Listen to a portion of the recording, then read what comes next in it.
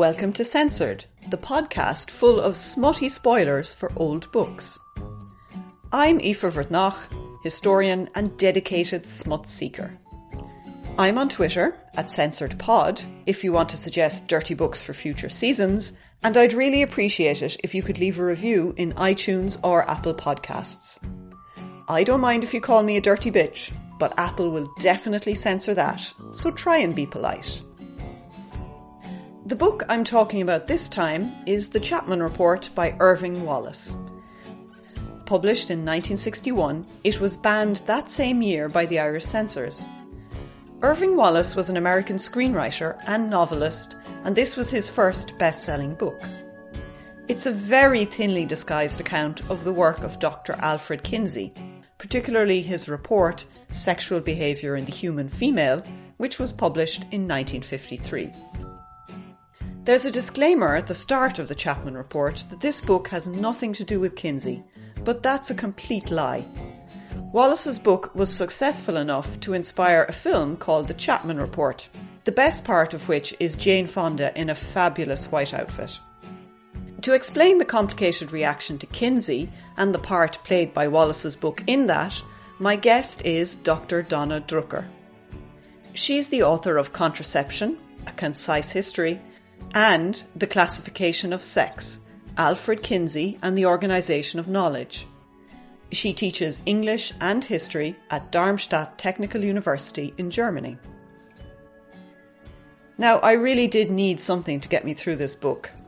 One of the main characters is an alcoholic nymphomaniac, so I felt a bit queasy about the usual booze supports. But the opening chapters also detail the weight and body shape of all the women. It's like Wallace has a sexist BMI calculator. It's very creepy. Although the narrative appears upbeat and glossy at first, Wallace is very judgy about the women's behaviours, carnal or otherwise. So even though the alcoholic character drinks gin neat, I drank gin to spite Wallace. And I had snacks, because nothing makes me hungrier than body shaming. This book tells the story of Dr. Chapman, who's studying the sexual lives of married women in America. It opens on a morning in the Briars, a privileged white suburban estate in Los Angeles. All the female characters are introduced one by one, and it feels quite Desperate Housewives. You can tell from his style that Wallace wrote screenplays. The women are being summoned to a community meeting about the research of Dr. Chapman by the chief Stepford wife. We meet a number of types of married woman: frigid young widow, drunken nymphomaniac divorcee, adulteress, self-centred career woman, a very young just married woman, and bored intellectual snob. The book then cuts to Dr. Chapman on a train surrounded by three young men, his team of researchers. So there are two castes, the suburban women and the academic outsiders. I think the easily offended censor wouldn't have made it past chapter 1, where the women's sex lives are outlined. The woman who's having an affair, Sarah, describes her married sex life thus. Love he performed dutifully, breathing hard once a week, on Sunday night, never satisfying her. And if that wasn't bad enough, she uses contraception for her adulterous assignations. Wallace's book could never have been allowed in Ireland. Mentioning sex was indecent, and the contraception was illegal. To add insult to injury, the newlywed character has read a sex manual, which were also banned in Ireland, and tried out the advice. There's quite an explicit sex scene between her and her husband in the first chapter, which I'm going to read out to you. Slowly she sank to the orange mat beside Norman, then, cradled in his arm, lowered herself to her back, hardly aware of the cool contact of tile on her shoulder blades and legs. Eyes shut, she felt the sure fingers at her gown, and the desired and beloved presence all-encompassing, and in a moment she gave herself completely to sensation, unable any longer to remember that her father was downstairs, waiting. Hardly the dutiful daughter if she's keeping her father waiting because she's shagging her husband. But the divorcee with the drink and sex problem must really have given the censors a heart attack. She was attractive and had always been attractive as long as she could remember. Now, at 31, the bouffant hairdo, dark slow eyes, flaring little nose and small full mouth gave the promise of strange delights and eroticism. Her frame, she was only 5'1", seemed sculpted from ivory by a master craftsman. Every feature and limb was perfectly proportioned, except the breasts, which were oversized with abnormally prodigious brown nipples that reduced men to inarticulate slaves and gave Naomi the feeling of physical superiority usually possessed only by the very young. That's pretty strange. Does she go around flashing her nipples at men on the street? In this introductory character description, we learn she was sexually assaulted as a child, she drinks compulsively, and she cheated on her husband. Then she practically jumps a delivery man. It's so risque. I can imagine the censors tutting over loose American novels as they read this. Apart from the body-shaming references to women's weight, Chapter 1 is the best chapter of the book. It's racy, the character sketches are amusing, and it's a good setup. Then we're forced to endure the Chapman-focused chapters, which feel like non-fiction as scientific method and scholarly debates are trashed out. There is a brief thrill when Chapman first reads out part of his questionnaire on Chapter 2. And here it is. Question. Do you feel any sexual desire at the sight of the male genitalia? Answer. 14% feel strong desire, 39% feel a slight desire, 6% say it depends on the entire physique of the man, 41% feel nothing at all. Dr. Chapman lifted his head, pleased. Significant, he said. There's a lot you could say about that result alone, but they go on to have a methodological discussion about reconciling individual stories with mass data, and I died a little. The funniest part, for me, was that one of Chapman's questions features the sex scene in Lady Chatterley's Lover, the famously banned book, and I'll read this bit out to you. Does the sex scene you have just read from the unexpurgated Lady Chatterley's Lover by D.H. Lawrence, the scene among the dense fir trees, erotically stimulate you in any way? Yes, strongly, 30%. Only somewhat, 21%. Not at all, 49%. I agree with the imaginary married women of America. Lawrence is pants. Also, I thought the unedited edition of Lady Chatterley's Lover was banned in America during the 50s. Anyway, this was a rare moment of levity for me, because every time Wallace included the science bits, the narrative got clunky and I got very bored. The funny thing is, the public fascination with Kinsey and his scientific work is why Wallace wrote the book in the first place. The Kinsey reports were a massive sensation, as Donna explained to me.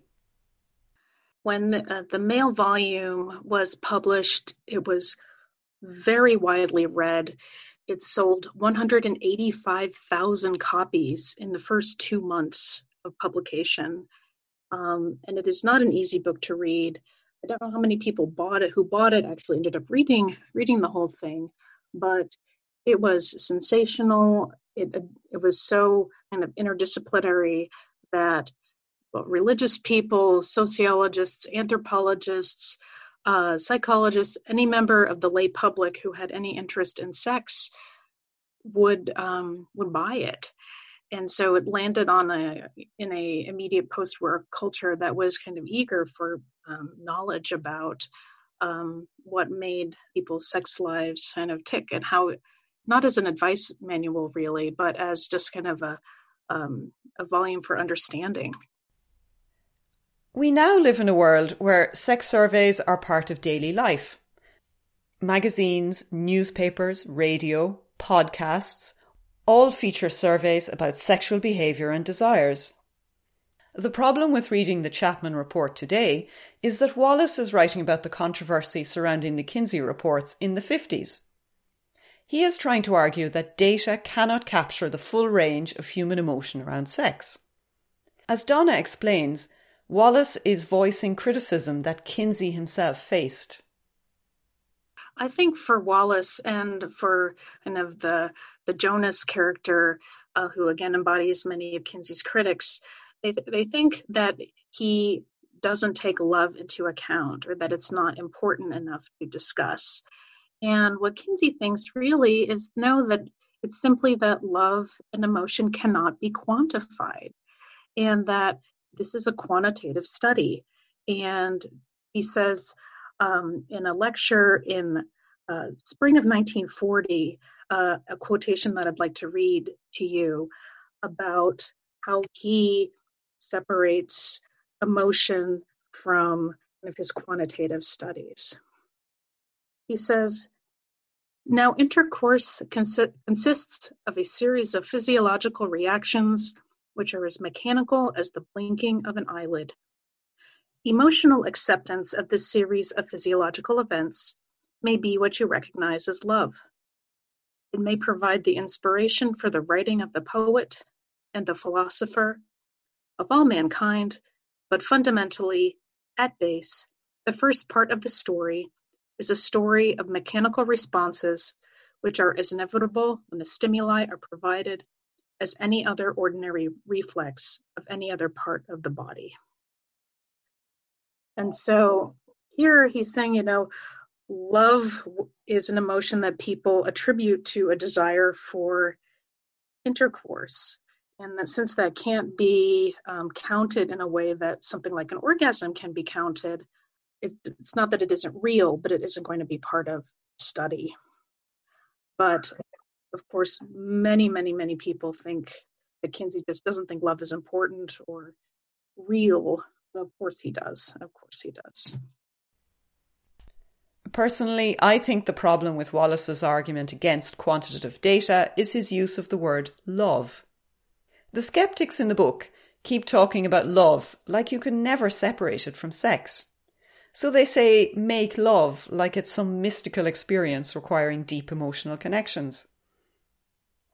I found this perplexing, since the female characters have different needs that they are expressing sexually.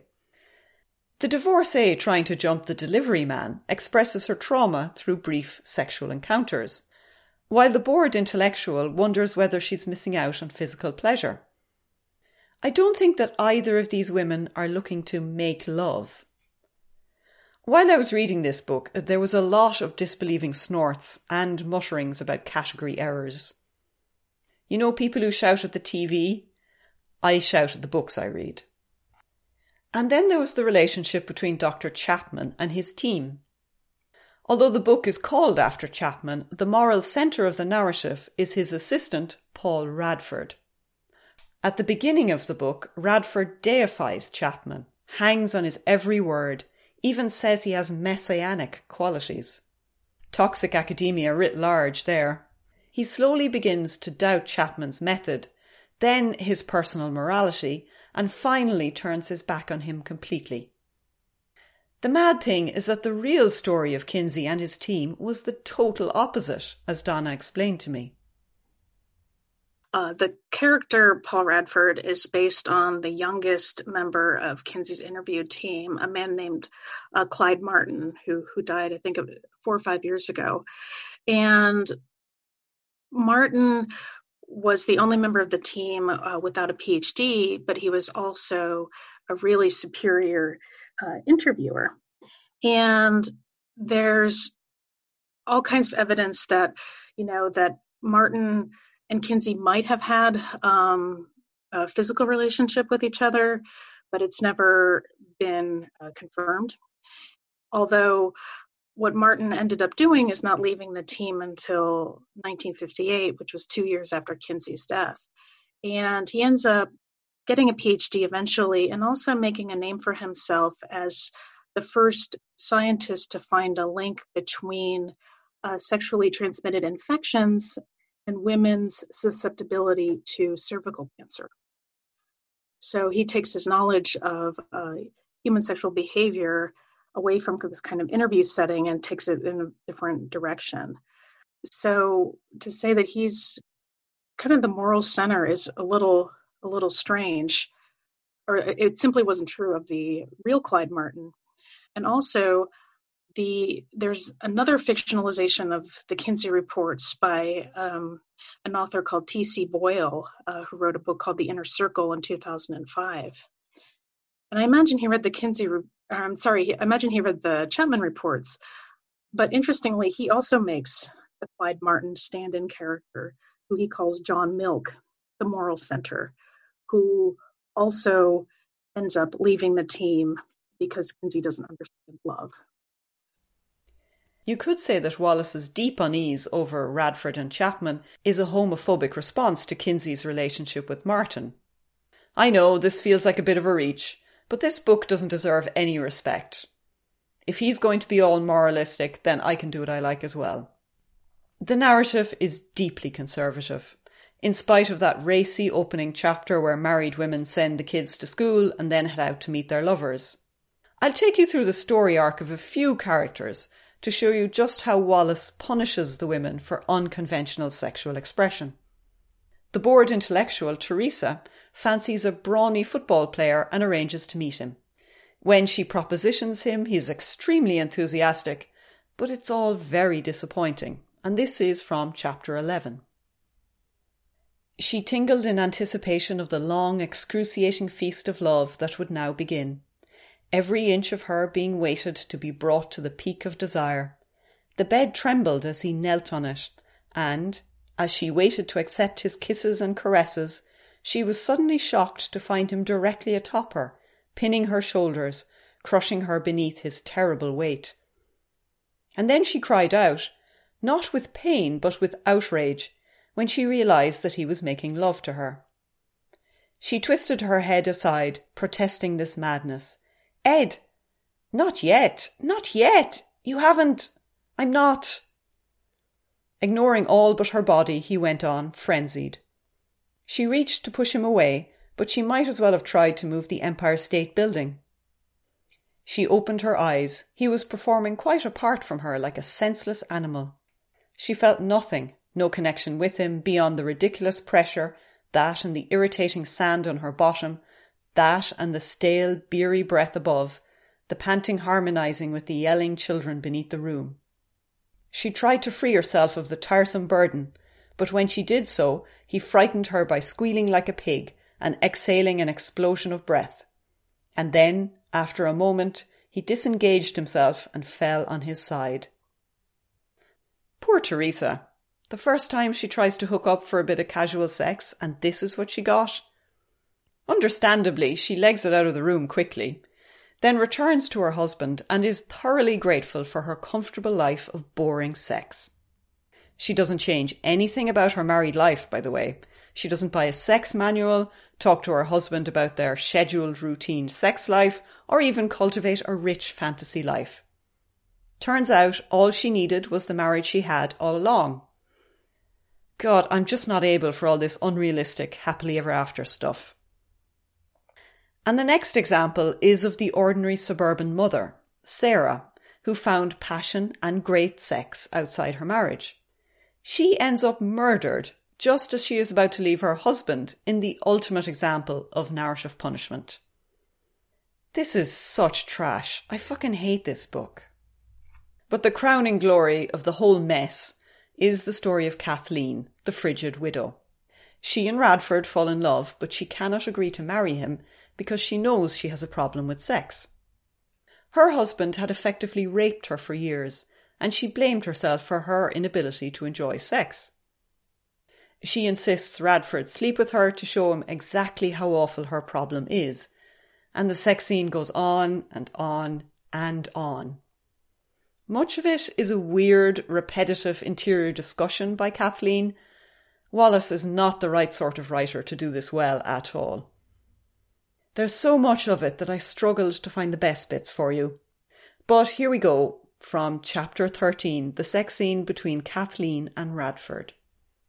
She tried objectively to see herself, to see this act of sexual intercourse. Always before, she had thought Constant Chatterley's melting beneath the ardour of the moustached gamekeeper an absurdity of fiction.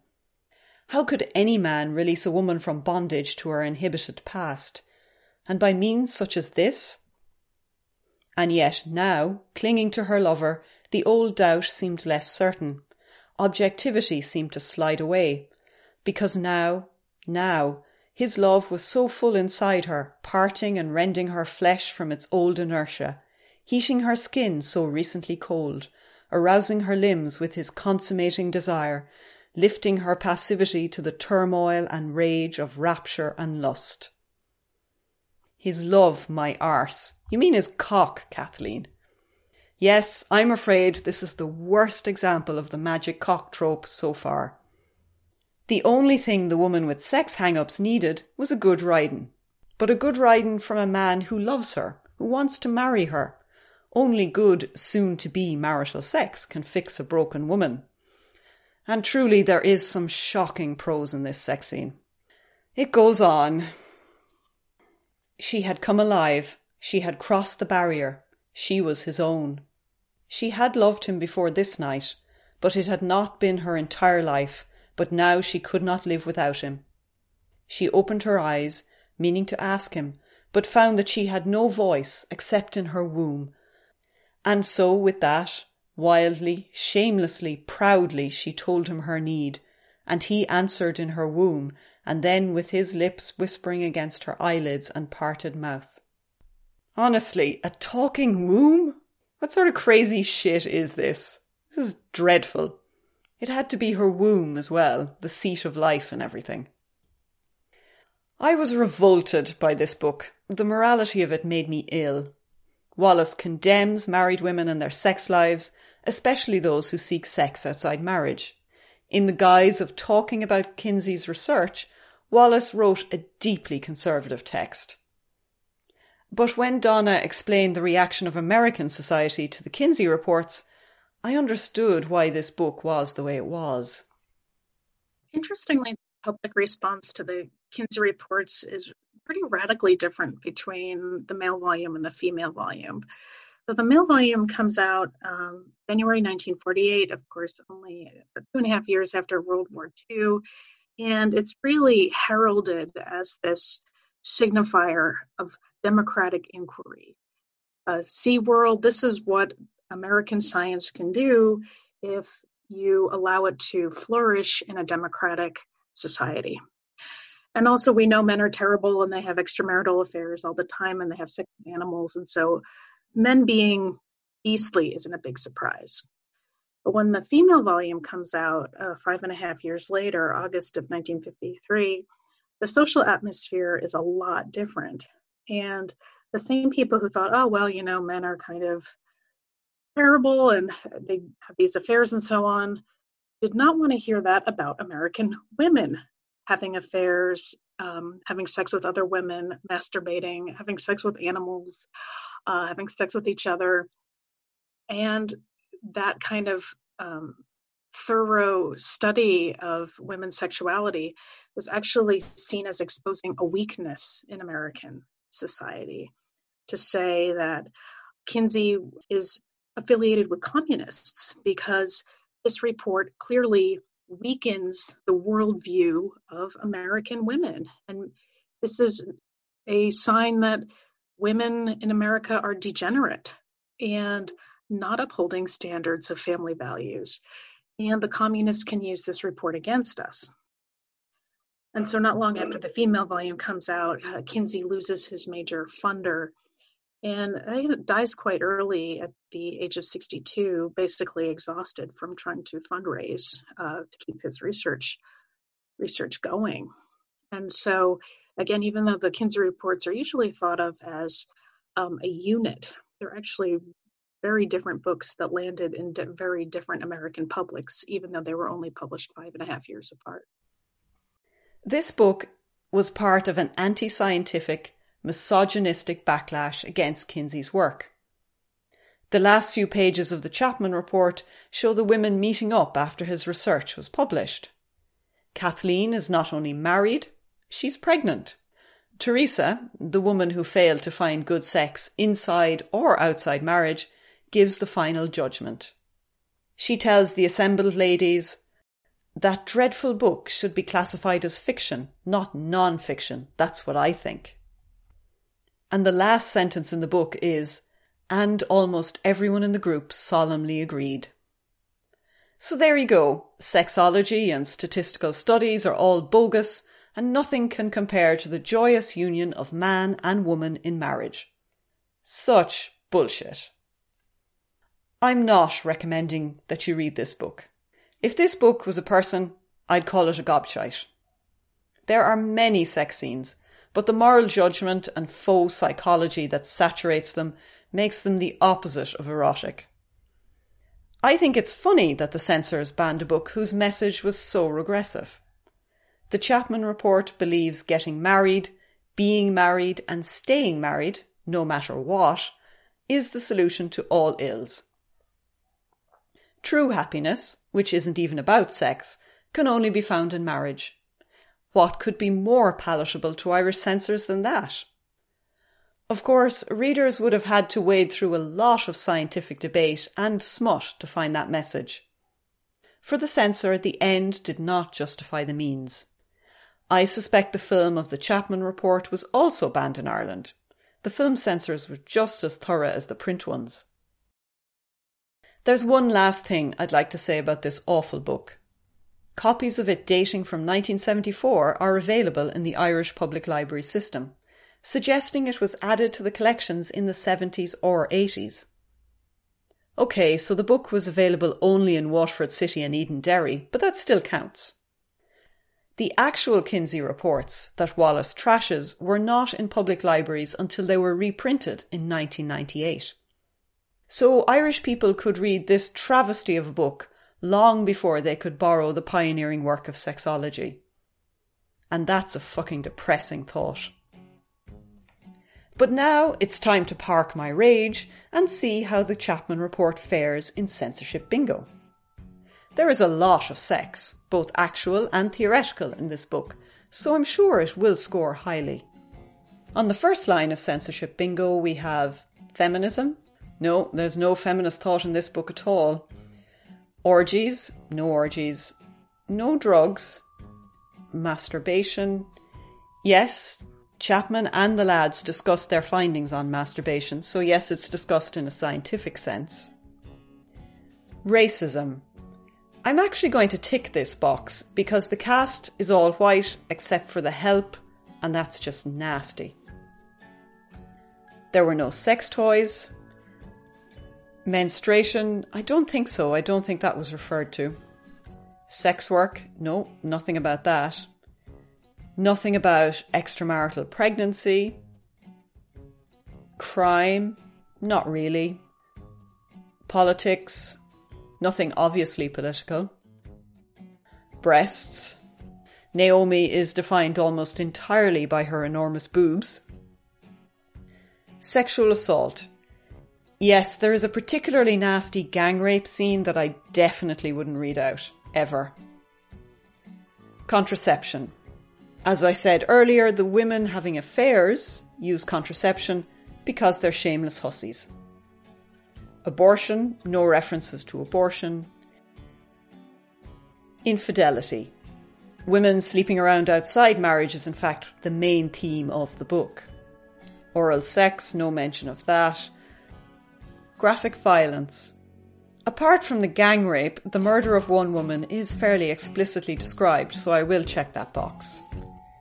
Bestiality, nothing about that. No references to genitalia. No obviously blasphemous content. No queer content. Divorce. Yes, one of the characters is a divorced woman. Swearing. No, there's no swearing. So the Chapman report scores 8 out of 25, which is fairly high. But this book shows that lots of sex does not equal liberal or permissive attitudes to sex, marriage and gender. Lots of people probably read this book for the sex. I can only hope they didn't absorb all of Wallace's moral judgments. In the next episode, I hope to leave the moral debates of 1950s America behind. I'll be reading a thriller from 1933, The Werewolf of Paris, by Guy Endore. It's set in late 19th century Paris and has been described as the Dracula of the werewolf genre. What did this classic horror do to offend the Irish censors? I'm expecting blood, sex and weirdness. Until next time, please don't read the Chapman report or watch the film. I don't want my sacrifice to be in vain.